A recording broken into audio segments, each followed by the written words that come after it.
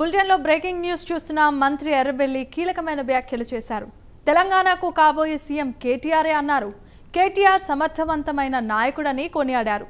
యనహయాంలో పెద్ద ఇండస్ట్రీ తెలంగాణకు వస్తున్నాయని తెలిపారు.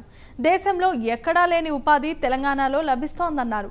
కేటీఆర్ తమ నాయకుడు కావటం అదృష్టమన్నారు.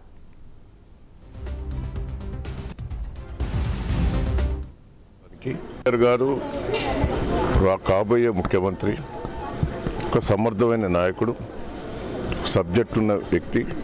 ఆయన చేయబట్టే ఈరోజు మన తెలంగాణ రాష్ట్రానికి పెద్ద పెద్ద ఇండస్ట్రీస్ కానీ, పెద్ద పెద్ద ఫ్యాక్టరీస్ కానీ, ఐటీ కంపెనీలు కానీ, ఫార్మసీ కంపెనీలు కానీ ఆయన నాయకత్వంలో ఏ రాష్ట్రంలో రానంత మన తెలంగాణ రాష్ట్రానికి రావడం జరుగుతున్నది.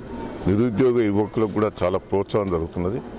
వరంగల్లో కూడా పెద్ద ఎత్తున కూడా ఐటీ కంపెనీలు కూడా రావటం వారి ప్రోత్సాహంతో జరుగుతున్నది. కాబట్టి కేటీఆర్ రావటం ఒక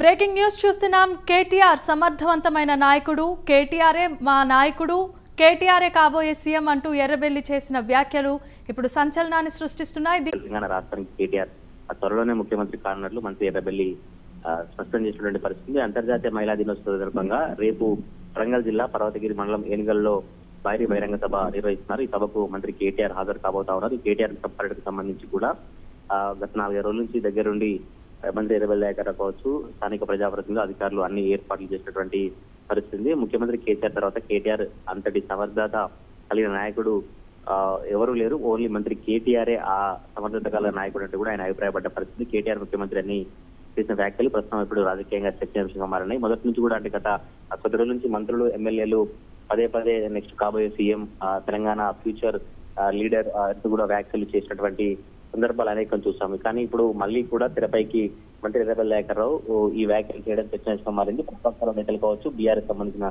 నేతలు అయితే తీవ్రంగా చర్చించుకుంటున్నారు. జమీమా, అంటే ఇప్పుడు మనం వచ్చే ఎన్నికల్లో తర్వాత కాబోయే సీఎం కేటీఆర్ఏ అంటూ హింట్ ఇస్తున్నారా, లేదంటే ఏదో పార్టీ మీద ఉన్న అభిమానంతో ఆయన అలా కొనియాడుతున్నారా?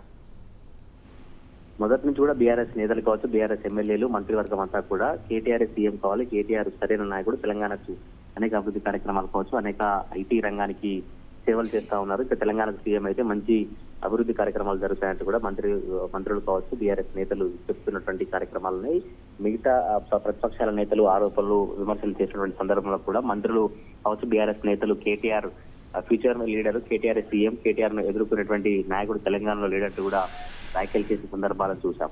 ఈ ముఖ్యమంత్రికి నెక్స్ట్ ఎన్నికల్లో కనుక దేశ రాజకీయాల్లో కేటీఆర్ దృష్టి సారిస్తే రాష్ట్ర రాజకీయాల్లో రాష్ట్రం మొత్తం కూడా కేటీఆర్ చేతిలో ఉంటుంది. కేటీఆర్ అభివృద్ధి కార్యక్రమాలు చేపడతారు. బీఆర్ఎస్ పార్టీ కావచ్చు, ప్రభుత్వానికి కూడా కేటీఆర్ హయాంలో ఉండే విధంగా ఉంటుందంటూ కూడా బీఆర్ఎస్ మంత్రులు కావచ్చు, ఎమ్మెల్యేలు చెప్పినటువంటి పరిస్థితి. ప్రస్తుతం అయితే మంత్రి ఎర్రబెల్లి వ్యాఖ్యలు రాజకీయంగా చర్చించడం.